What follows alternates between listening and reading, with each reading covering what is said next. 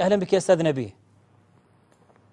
مساء الخير، مساء الخير لضيوفك الكرام، مساء الخير للسادة المشاهدين.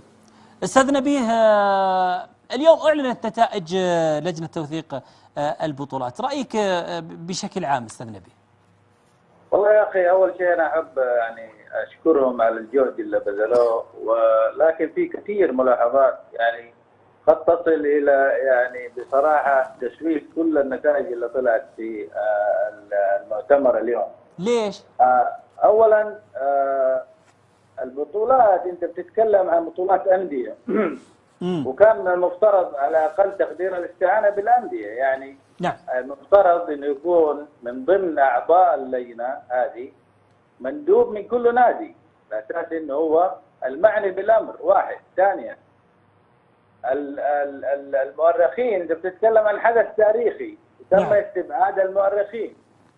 ثلاثة، أنت بتتكلم عن قضية تتعلق بلعبة كرة القدم مثلا. نعم. استبعدت المرجعية الرياضية، المرجعية حقت كرة القدم اللي هي الاتحادات.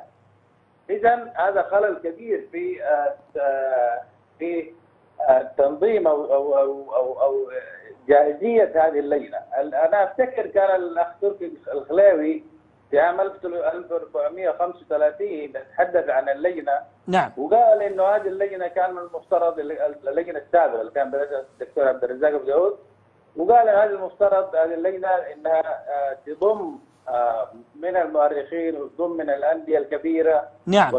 وهو في المقابل تناسى هذا الشيء. النقطة التالية اللي هي الملاحظات في نفس البيان. أولا، أسلوب الأستاذ تركي الحقيقة كان غير لائق، كان أسلوب متشنج، كان أسلوب انفعالي، ما كان المفترض أنه هو يكون بهذا الشكل من رجل مسؤول في هذا المستوى من المسؤولية واللي ما تطبيق. أضف إلى ذلك تفصيلا في توقيت المؤتمر هذا. احنا الآن مقبلين على على مباراة حاسمة جدا مع المنتخب الياباني. هل من مصلحة الكرة السعودية انه احنا نقلب الشارع الرياضي في هذا الوقت؟ لا اعتقد. اضافة الى ذلك، في بعض البطولات الغيت من اندية لحجج غير مقنعة بصراحة. يعني مثلا تقول لي في بطولة قبل الاتحاد ما يتأسس، قبل الاتحادات الرياضية وقبل الجهات الحكومية ما تتولى مسؤولية الإشراف على النشاط الرياضي، مثل نادي الاتحاد مثلا. استبعدت بعض بطولاته. في بطولات رسمية معتمدة من تحت مظلة اتحاد اللعبة زي بطولة الرصيف، استبعدتها بناء على أسباب أيضا واهية لا غير مقنعة. أضف إلى ذلك، نعم، في بطولات تم تقليل قيمتها زي بطولة الدوري المشترك. بطولة الدوري المشترك بطولة رسمية معتمدة ويشارك فيها الفريق الأول من كل الأندية بما فيها الدوري الدرجة الأولى. أنت يعني قللت من قيمتها. أضف إلى ذلك، في بطولة الدوري والمؤسس سماها يا أخي أستاذ نبيه لو تكرمت أكمل لك الجزئية هذه. تفضل. البطولة الدورة التصنيفية سماها، هي الدوري التصنيفي عام 1395 اللي فاز به فريق النصر. قللت من قيمته، في حين انت سميت البطولات هذه قلت انه الدوري بمختلف مسمياته. اذا هذه البطولات كان المفترض انها تدرج ضمن مختلف مسمياته. اضافه الى ذلك، بطولة الاهلي اللي حققها في عام 1389 وضعتها بمعزل وقلت انه هذه بطولة الدوري العام. إذا أنت بتقلل من قيمة بعض البطولات وبتسيب في المقابل للأندية. انتقدت بعض البطولات، حذفت بعض البطولات بناء على أعذار بصراحة غير مقبولة وغير يعني بصراحة لا تتمشى مع الهدف العام لهذه اللجنة. إذا هناك خلل كبير. الأهم من هذا كله لو سمحت لي، الأهم من هذا كله في نقطة جدلية كبيرة ولكن مثبتة بالمستندات. الدوري انطلق في عام 1377 باسم الدوري. المرجعية الرياضية في ذلك الوقت، الشؤون الرياضية اللي كانت تابعة لوزارة الداخلية، أعلنت قيام الدوري السعودي رسميا. وأنت ما بتعترف به وبتقول إنه هذه فقط بطولة ملك على مستوى المناطق. إذا هذا كله خلل كبير في المنظومة اللي أنت بتشتغل عليها، وبالتالي النتائج ما بني على خطأ فهو خطأ. كل النتائج اللي طلعت خاطئة للأسف، وحتى التصنيف وحتى الترتيب وحتى الأسلوب في الحديث. يعني بصراحة لما نخلص أنا يعني أأسف لما وصلت لي النتائج، وأشد على يد الأندية. الآن نادي الاتحاد أصدر بيان قبل ساعة، يمكن قبل نص ساعة، احتج على هذا. بنستعرض بيانات الأندية الآن أستاذ نبيه، لكن الآن بس في سؤال. الآن الدوري التصنيفي اللي حققه الاتحاد، لا التصنيف حققه النصر أو النصر 695. طيب هذا ما حسب في حسب، ولكن كبطولة يعني قللوا قيمتها، ما حطوها ضمن الدوري وإنما حطوها طيب الله يخليك، بس عشان توصلي المعلومة يا أبو فارس.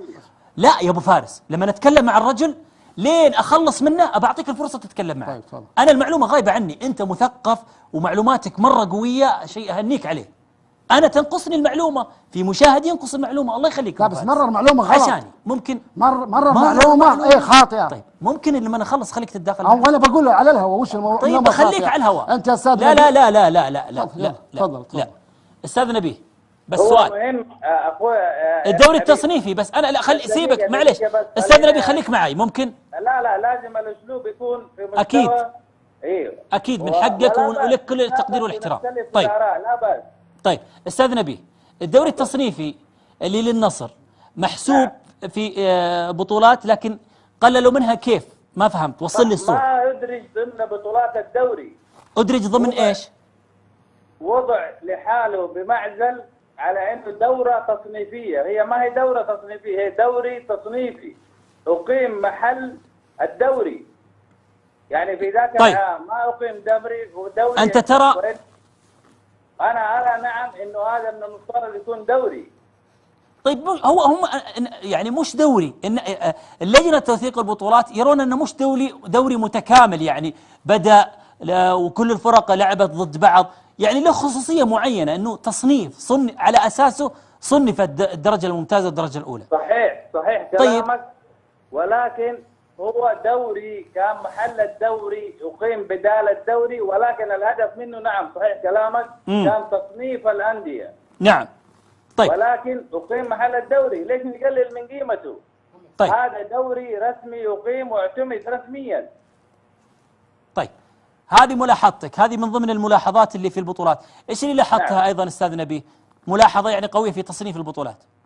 هي ايضا بطولة الدوري المشترك بنادي الاتحاد. اي الدوري المشترك 402 نادي الاتحاد حقق الدوري المشترك، وما اقيم في ذاك السنة ما اقيم اي دوري سوى هذا الدوري. وبالتالي صنف بمعزل عن بطولات الدوري. هذا تقليل من قيمة البطولة، ولا يليق بأن احنا نقلل من بطولات الأندية. طيب. أضف إلى ذلك لا يليق أصلا أن احنا نختزل بطولات الأندية. الأندية هي المعنية أولا وأخيرا ببطولاتها. ما طيب. يمكن أن تجيني لجنة وبشخصة قلم. هذه البطولات ما تتحقق من فراغ، تحقق بجهد، بعمل، بعطاء، بإنفاق. وإذا باللجنة سلبت كل حقوق الأندية ووضعتها بمعزل، وبعضها لغتها وبعضها لم تدونها. لماذا؟ استاذ نبيه ليش نعمل؟ طيب استاذ نبيه وصلت الصورة. إذا سمحت لي في مداخلات من الضيوف إذا ممكن. تفضل. طيب استاذ محمد الذايدي له استفسارات معينة، تفضل ابو فارس. شوف هم تصنيفهم وضعوا في 4 بطولات قيمة لمرة واحدة.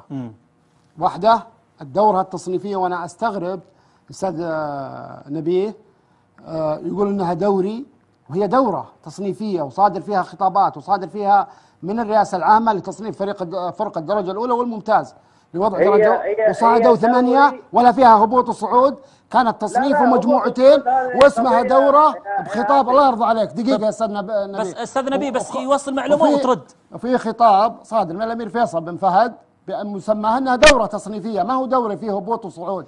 2 الدوري المشترك أقيم لمرة واحدة بسبب مشاركة المنتخب كانت في وقتها، ودمجت الدرجة الأولى والثانية، وذاك الدوري ما كان فيه صعود وهبوط، فأصبحت بطولة مستقلة، بطولة كأس المؤسس الملك عبد العزيز الله يحفظه، الله يرحمه ويغفر له، أقيمت لمرة واحدة ل100 عام، يعني بعد 100 سنة ثانية نتكلم عنها. بطولة الدوري العام حقت الأهلي اللي هو أقيم لمرة واحدة وخذوا الأهلي، هذه بطولات صنفت على أنها من الفئة A ولكنها أقيمت لمرة واحدة. أما خلط الأوراق أنه ليش ما حسبوا هذا دوري وهذا مي بدوري، لأن ما ينطبق عليها مواصفات الدوري. وأنا أستغرب آخر كلمة بس، أنا آخر كلمة بس، يعني أنا بس آخر كلمة أستاذ نبيل لو سمحت لي. خلاص أنت ما خلصت لسه. لا آخر كلمة بس إذا سمحت لي، آخر كلمة بس. أنا أستغرب يعني رجل يعني ما شاء الله عليك مؤرخ وراصد، وتفوت عليك معلومة إن هذا اسمه دوري تصنيفي وهو بالأساس اسمه الدورة تصنيفية لتصنيف الفرق. فبالتالي أنا طيب وصلت الصورة في شكوك يعني ترجع. أستاذ نبيه تفضل. معليش خل شكوكك لا بأس، أنا قلت لك يعني نتناقش ولا بأس. أولا أنت بتعتمد كليا في كلامك على الصعود والهبوط، الصعود والهبوط أبدا ما كان مقياس عمره لاكتمال الدوري. كمثال أديك مثال في عام 1800. طيب خليه أبو فارس. لا أنا أتكلم عن لائحة نفس البطولة يا أستاذ نبيه. يا أخي ما في لائحة، ما فيها لائحة أبدا. شلون ما في لائحة؟ البداية بتكون متواضعة، هذا أمر طبيعي. البطولة في عام 1898 فريق جنوة الإيطالي حقق بطولة الدوري إلا محفوظة إلى يومك هذا بدون أي صعود ولا هبوط. إذا الصعود والهبوط ما هي مقياس إطلاقا لاكتمال الدوري. بس المسمى دورة مش دوري المسمى. لا صادر فيها خطابات احنا قارينها عندنا يا أخوي. موجود خطابات اسمها الدورة التصنيفية مو الدوري التصنيفي. لا موجود ايضا. انها ما انا عندي مشكله لانها دوري تصنيفي. والمسمى على فكره يا اخي الفاضل، المسمى لا يمكن ان يكون يحدد معيار الدوري بدليل اولا الدوري الممتاز صح؟ اي ليش عمل الدوري الممتاز؟ ممتاز. ايضا عندنا ليش عمل الدوري الممتاز؟ ليش؟ خادم الحرمين الشريفين المربع. لا خليك من المربع الحين. لا استاذ نبيه اسمح لي بس، انت بتقول لي الدوري لابد يكون اسمه كذا. الدوري المسمى انت تضعه، المرجعيه الرياضيه هي اللي تضع الدوري. اي وصدرت صحيح. المسمى صح كيفما تراه، ولكن تظل البطوله بطوله. طيب استاذ نبيه اذا خلينا بس اكمل لك النقطه هذه. ايه فريق جنوة حقق الدوري في عام 1898 هذا بدون اي صعود ولا هبوط. نعم. والى الان تحتفظ به الى الان. موجود انه اول دوري حققه في ايطاليا في الكالتشيو لفريق جنوة. طيب ايه بس انا بس في الدوره يا استاذ نبيه، يا استاذ نبيه في الدوره وبنفس الخطاب مكتوب فيه هذه الدوره تقام لتصنيف فرق الدرجه الاولى من الممتاز عشان يسوي دوري ممتاز. أيوة مكتوب بنفس الخطاب الكلام ذا. دوري يا سيد الفاضل يا اخي كان انت بتقول اسمح لي بس، هي بطوله فيها ايه محسوبه ترى على فكره.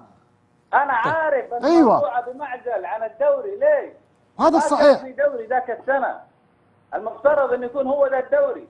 ما كان في دوري ذيك السنه فعشان كذا هو حل محل ما كان في دوري يا محمد، ما كان في دوري.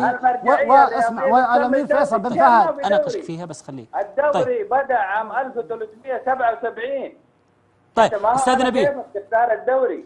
بس السؤال استاذ نبيه في سؤال مهم جدا معلش. تفضل. الان اول دوري بدا عندنا في الكره السعوديه الدوري عندنا اي سنه؟ بس ممكن تخليني اوضح لك هذه النقطة اذا تكرمت؟ تفضل بدون مقاطعه بس عشان اوضح لك. لا تفضل. مو بيقصدني. الدوري يا غالي بدا عام 1377 هجري. ايوه بمستندات رسميه موجوده عندي انا. واحد من ضمنها نعم النقل التلفزيوني كان مكتوب قبل المباراة. النقل بدأ عام 1386 مكتوب عليه دوري كأس جلالة الملك المعظم، كأس دوري جلالة الملك المعظم. تمام؟ نعم. واحد. ثانيا في بيان عندي أنا محتفظ به صادر من وزارة الداخلية، الشؤون الرياضية اللي كانت تابعة لوزارة الداخلية. نعم. بيقول البيان انه الدوري الاول بدأ كذا وفاز به فريق الوحدة على الاتحاد 4-0. 3 الشيخ عبد الرحمن بن سعيد، انا عندي خطاب موجود عندي مستند رسمي بخط يد الشيخ عبد الرحمن بن سعيد. بيقول الدوري بدأ عام 1377. هذا خطاب من الشيخ عبد الرحمن بن سعيد 1377. طيب وفاز به فريق الوحدة. هذه كلها مستندات. طيب استاذ نبيه معلش بستغل الفرصة، استاذ نبيه ممكن فضلا لا امرا، ممكن انا اوجه لك الدعوة عبر الهواء الان انه لابد انك تنضم لنا. هذا والله الكلام اللي تقوله كلام مهم جدا، ومش كلام في الهواء، كلام بوثائق. في وثائق. طيب استاذ نبيه انا اوجه لك الدعوة، واتمنى قبول الدعوة، انه لازم نظهر للمشاهدين ونوضح هذه الاشياء. اباك تعطيني وعد يا استاذ نبيه. والله الان انا مشغول بدي الايام، ما في مشكلة. وإنما اوعدك في المستقبل القريب انا اتشرف. حنا اللي نتشرف استاذ نبيه، واجي واجيب لك المستندات، بس مهم يكون في تقبل للرأي. كذا كل المجموعه. طيب عبد العزيز لك مداخله استاذ نبيه، اذا سمحت. استاذ نبيه عبد العزيز مراسل له مداخله معك اذا سمحت. نعم تفضل استاذ نبيه. استاذ نبيه الله يجزاك خير ويعطيك العافيه. على انا بسالك سؤال استاذ نبيه، عندي سؤالين. السؤال الاول استاذ نبيه، الاخوان في اللجنه او الاستاذ تركي الخليوي ما حاول يتواصل معك للانضمام معهم في هذه اللجنه؟ لا والله لا ابدا، ولكن مش الهدف شخصي انا، وانما في ناس يعتد بهم، في ناس مؤرخين لهم باع طويل في هذا المجال، متى ما التقيت منهم ما شئت، مش لازم نبي ساعاتي، انا بهرج بصفه عامه. قضيه تتعلق بالتاريخ ما يمكن تعملها من غير مؤرخين بالمنطق، يعني انا هرج بالمنطق. قضيه تتعلق بالانديه ما يمكن تستبعد الانديه. قضيه تتعلق باتحاد لعبه ما يمكن تستبعد اتحاد اللعبه.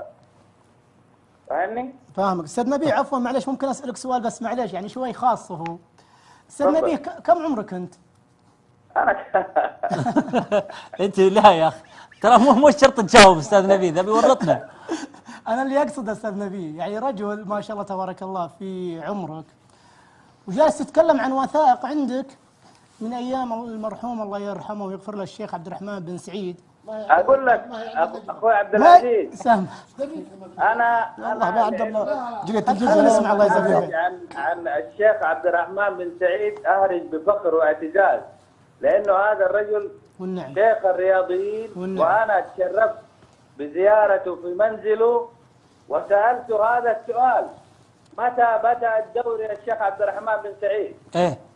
الرجل والله العظيم الله يغفر له ويرحمه، الله يغفر له ويرحمه، والله العظيم فورا بدون اي تردد قال لي الدوري بدأ عام 1377 وخرج فورا مستند بخط يده وقال لي تفضل. طيب استاذ نبيه، انا محتفظ به الى الان هنا عندي. استاذ نبيه تفضل. الان لما خرجت لنا اليوم فريق التوثيق هذا، لجنة توثيق البطولات، لجنة التوثيق، لاحظت حاجة أنا اليوم. تفضل. مثلا مسابقة كأس الأمير فيصل بن فهد، نعم، اللي هي كأس الاتحاد، اعترفوا بمعظم البطولات، لكن اعترفوا ب 2007 2009 تجاوزوا 2008 اللي حققها النصر. رغم ايوه عفوا استاذ نبيل، خليني اقول لك حاجه بس. معلش خليني اقول لك شيء بس. طيب خليني اقول لك شيء بس، خلينا لا مشهوله ترى. خليني اكمل. لا بس انت ذكرت النصر بس. طيب انت قل لي كمل المعلومه كامله. طيب انت قل لي اللي عندك. كمل. طيب انت المعلومه. طيب انا لا ما ادري عن المعلومه دي. لا انا اخذها مني على مسؤوليتي. على مسؤوليتي. اوكي. البطوله هذه حكمها حكم اجنبي، شارك فيها 6 من أو 5 لعيبة من الفريق الأول.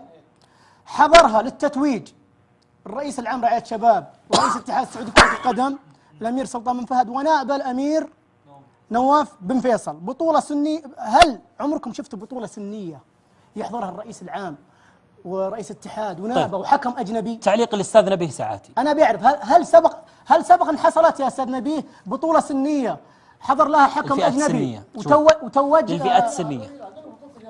بطولتين ما حولوها من الفريق الاول ورحت فئات سنيه. وش هي البطوله؟ الكاس الاتحاد نفسه 2006 إيه، من الهلال. من حكمها؟ الهلال. من حكمها؟ ليش الهلال والنصر؟ هذا تضرر لا، الهلال، تدري ليش؟ تضرر طيب انت النصر. لا تسمع طيب استاذ نبيه، تعليق استاذ نبيه اسمعني بس، خلي باخذ تعليق عنه. انت عندي، انت عندي لانه ما في وقت. للفئات السنيه. طيب استاذ نبيه تفضل استاذ نبيه، تعليق لك.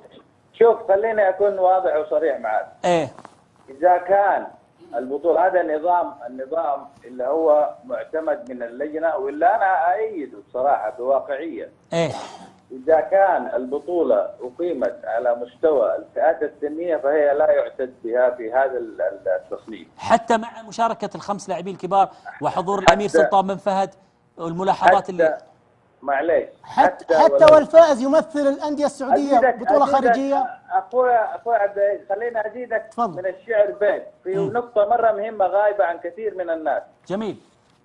البطولات في البداية كانت تقام على مستوى المناطق أولا، بمعنى إنه فريق مثلا يفوز شيء من الفرق يفوز ببطولة المنطقة الوسطى، ثم يصفي مع بطولة المنطقة الشرقية مع بطل المنطقة الشرقية، ثم يصل لنهائي دوري كأس جلالة الملك المعظم.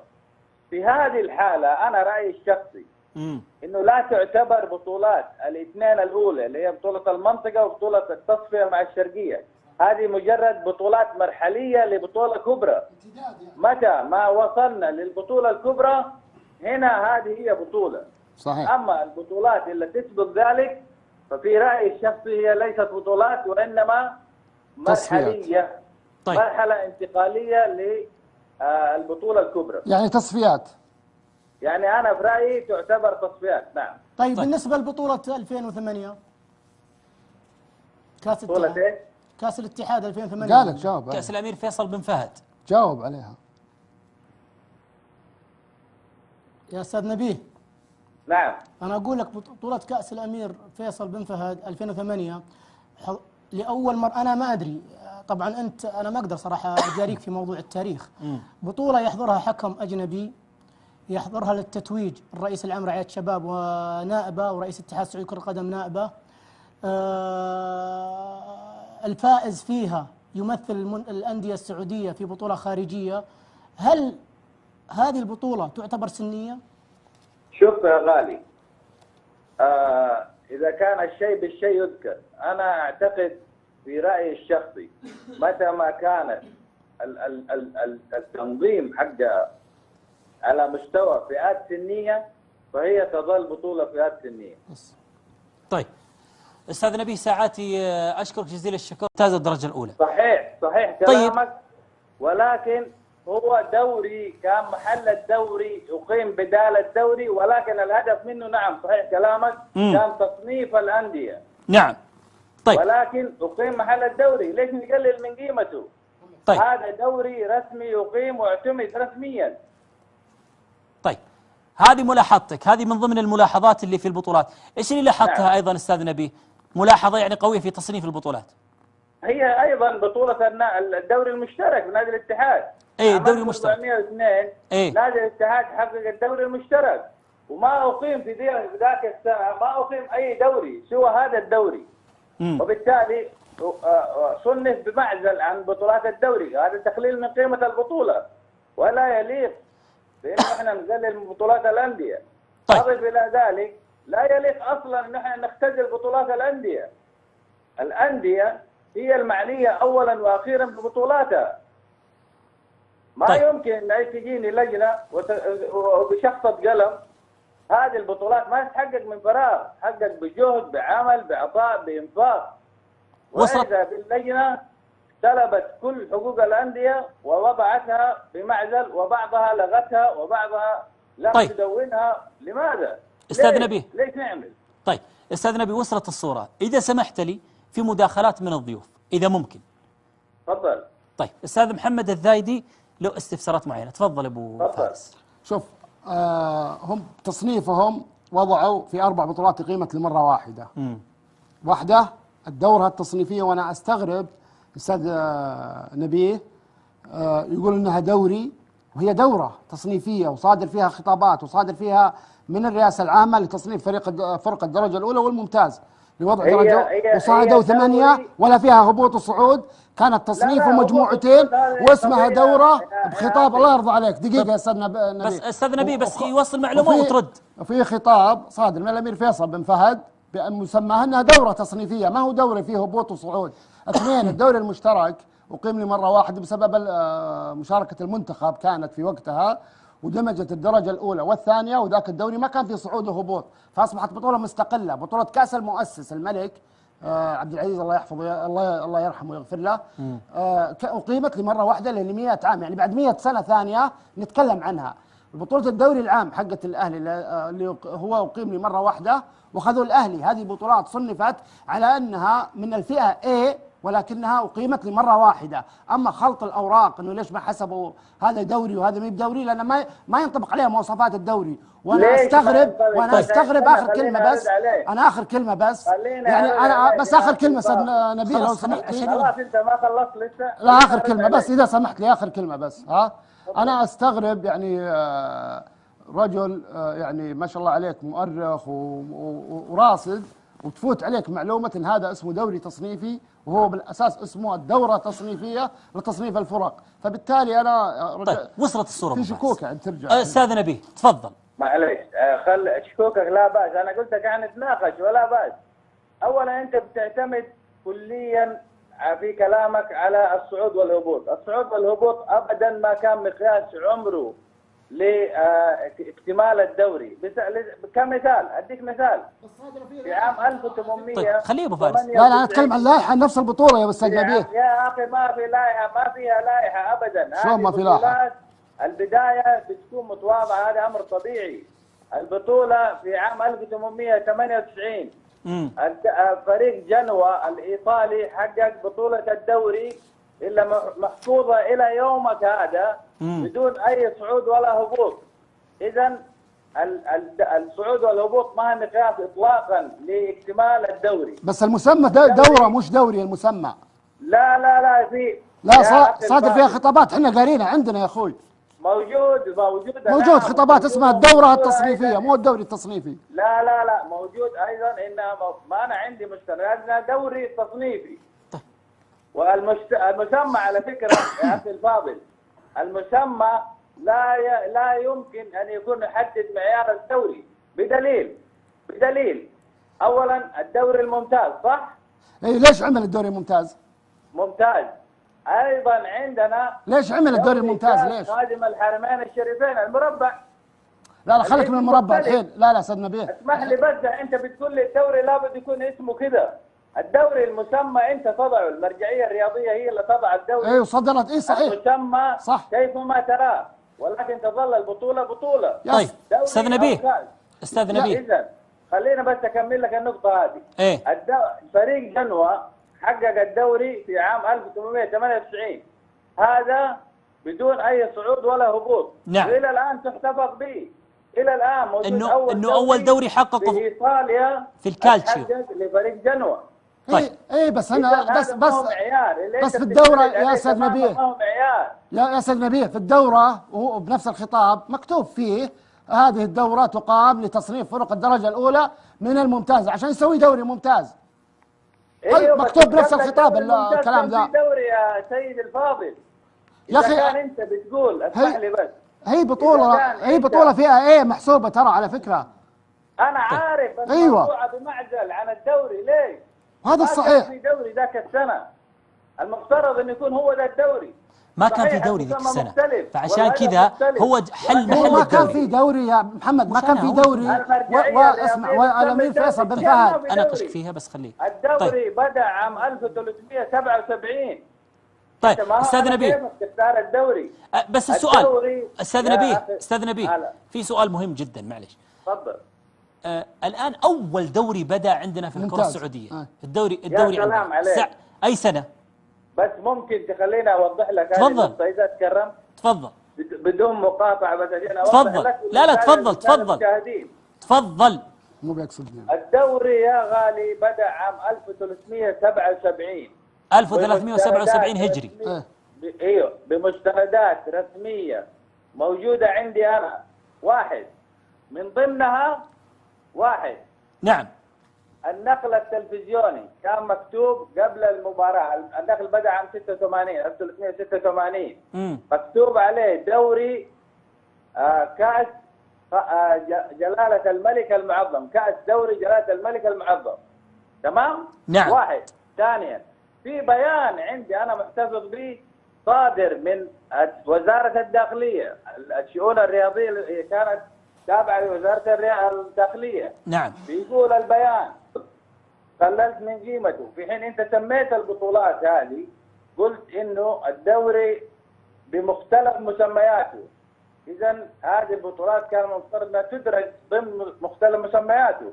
إضافة إلى ذلك بطولة الأهلي اللي حققها بعام 1389 وضعتها بمعزل وقلت إنه هذه بطولة الدوري العام. إذا أنت بتقلل من قيمة بعض البطولات وبتسيب في المقابل للأندية.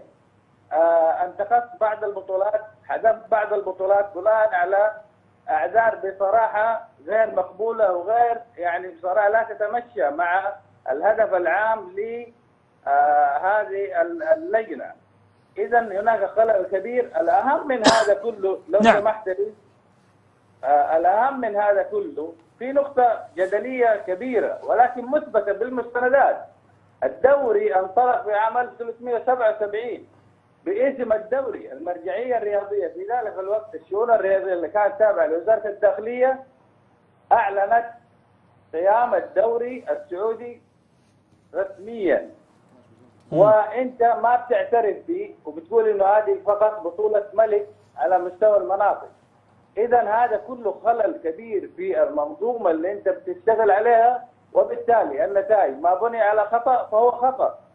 كل النتائج اللي طلعت خاطئة للأسف، وحتى التصنيف وحتى الترتيب وحتى الأسلوب في الحديث يعني بصراحة أنا يعني أأسف لما وصلت لي النتائج، وأشد على يد الأندية. الآن نادي الاتحاد أصدر بيان قبل ساعة، يمكن قبل نص ساعة، احتج على هذا. بنستعرض بيانات الأندية الآن أستاذ نبيه، لكن الآن بس في سؤال. الآن الدوري التصنيفي اللي حققه الاتحاد، لا التصنيفي حققه النصر أو النصر 1995. طيب هذا ما حسب في حسب، ولكن كبطولة يعني قللوا قيمتها، ما حطوها ضمن الدوري وإنما حطوها طيب الله يخليك، بس عشان توصلي المعلومة يا أبو فارس.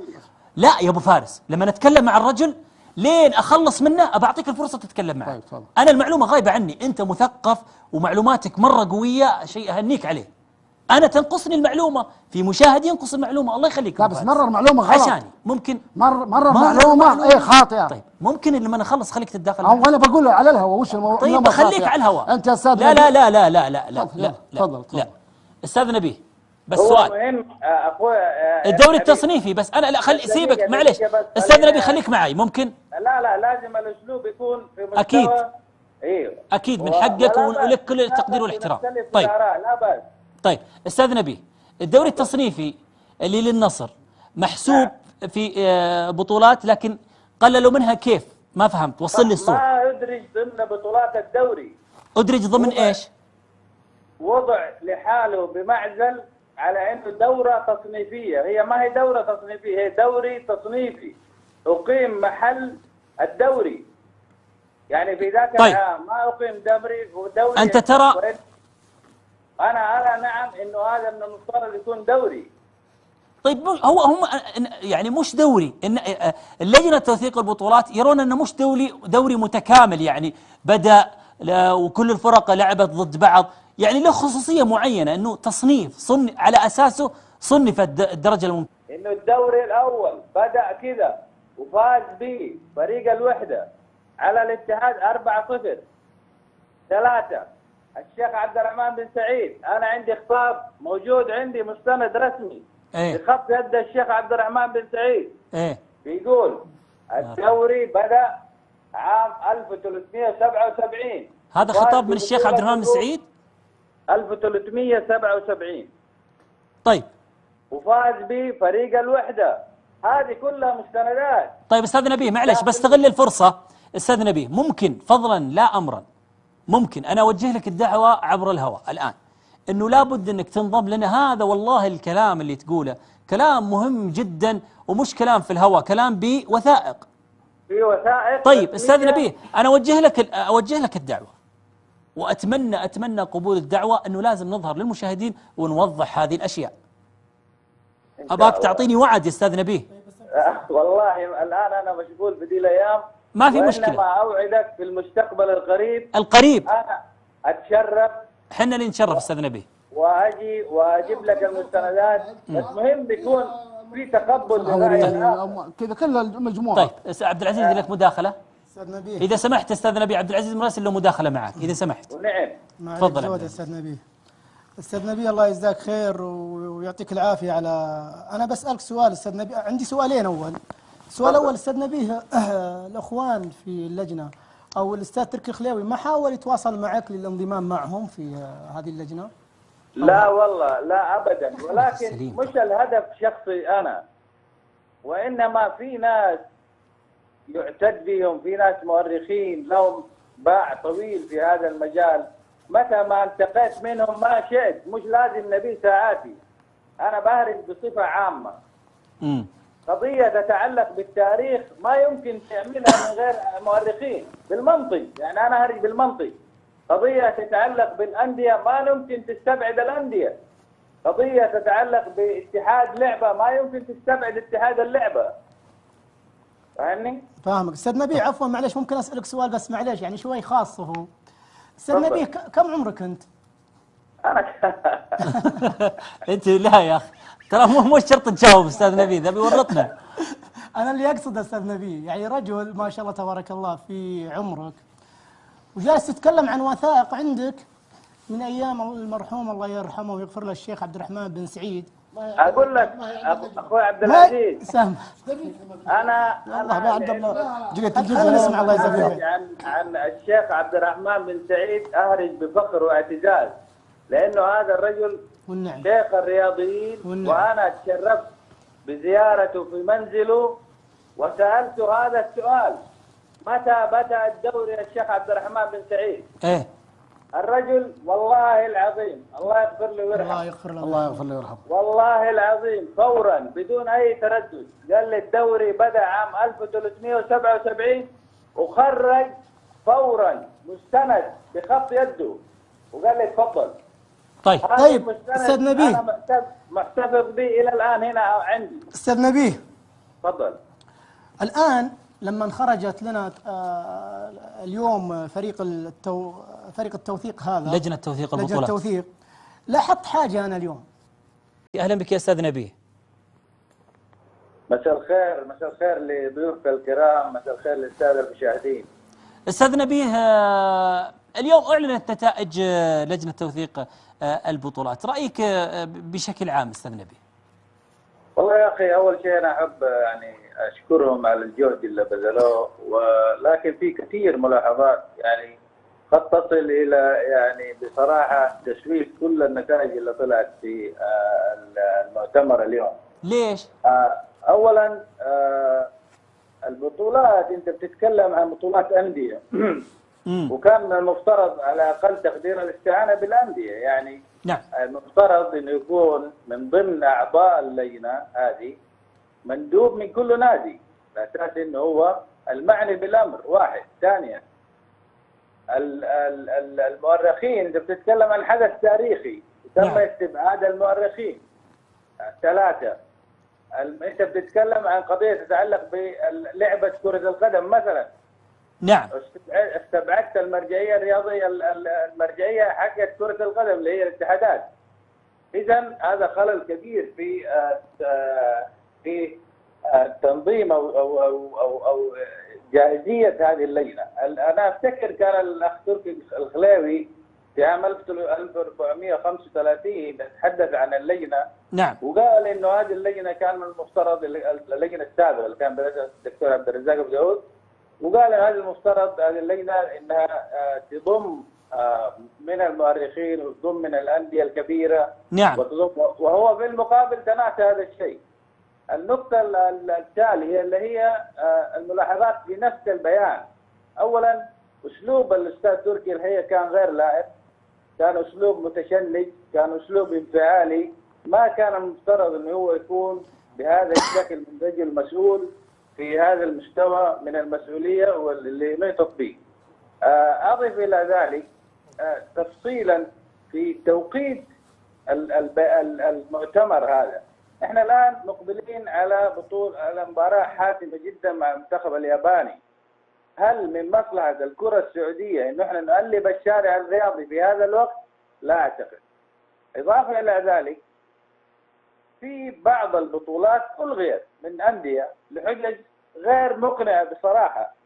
يعني مثلا تقول لي في بطوله قبل الاتحاد ما يتاسس، قبل الاتحادات الرياضيه وقبل الجهات الحكوميه ما تتولى مسؤوليه الاشراف على النشاط الرياضي، مثل نادي الاتحاد مثلا استبعدت بعض بطولاته. في بطولات رسميه معتمده من تحت مظله اتحاد اللعبه زي بطوله الرصيف استبعدتها بناء على اسباب ايضا واهيه لا غير مقنعه. اضف الى ذلك نعم في بطولات تم تقليل قيمتها زي بطوله الدوري المشترك. بطوله الدوري المشترك بطوله رسميه معتمده ويشارك فيها الفريق الاول من كل الانديه بما فيها الدوري الدرجه الاولى. انت يعني قللت من قيمتها. طيب اضف الى ذلك في بطوله الدوري والمؤسس سماها يا اخي استاذ نبيه خلينا لو تكرمت اكمل لك الجزئيه هذه. تفضل. البطولة الدورة التصنيفية سماها، هي الدوري التصنيفي عام 1395 اللي فاز به فريق النصر.